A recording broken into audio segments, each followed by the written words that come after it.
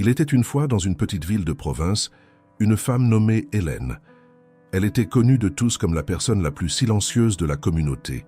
Elle marchait dans les rues d'un pas léger, travaillait à la bibliothèque municipale en rangeant des livres et vivait seule dans une maison modeste au bout de la rue principale. Hélène se réveillait tous les jours à 5 heures du matin. Elle préparait son café en silence, lisait quelques pages d'un vieux livre et partait au travail. À la bibliothèque, elle accueillait les visiteurs avec un sourire discret et peu de mots. Elle ne participait jamais aux conversations sur la place, ne fréquentait pas les fêtes de la ville et était rarement vue lors d'événements sociaux. Les gens commencèrent à inventer des histoires sur elle. Ils disaient qu'Hélène était trop orgueilleuse pour parler aux autres.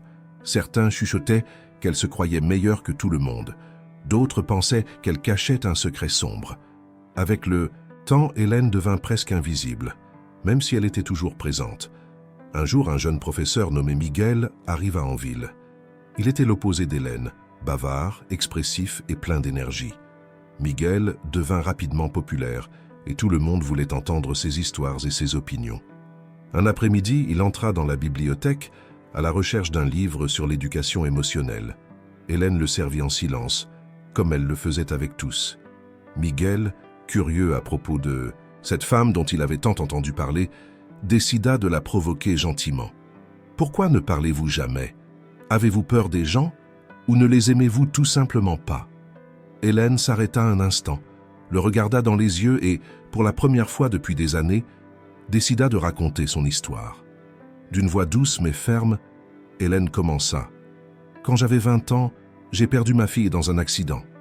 Elle n'avait que 5 ans. J'ai tellement crié de douleur ces jours-là que ma gorge était à vif.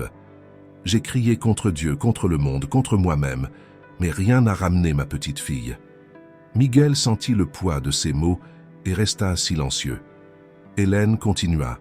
« C'est alors que j'ai appris quelque chose de précieux. J'ai réalisé que mes mots avaient perdu leur sens. Je parlais tant, je me plaignais tant, je jugeais tant, mais je n'avais jamais vraiment écouté. Je n'ai pas écouté les rires de ma fille qui demandèrent plus d'attention. Je n'ai pas écouté mon propre cœur qui demandait du calme. » Elle fit une pause et dit « Mon silence n'est pas de l'orgueil, professeur. C'est du respect.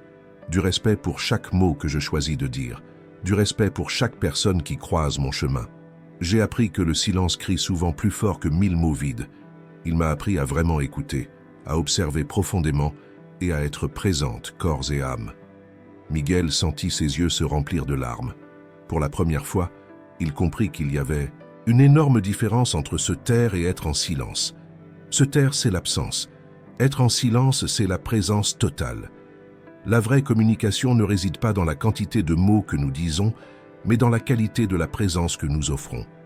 Parfois, le plus grand cadeau que nous puissions faire à quelqu'un est notre attention silencieuse, notre regard compréhensif, notre écoute authentique. Le silence d'Hélène criait l'amour, le respect et la sagesse. Alors que beaucoup remplissaient l'air de paroles vides, elle remplissait les cœurs de sa présence significative. Que cette histoire vous fasse réfléchir.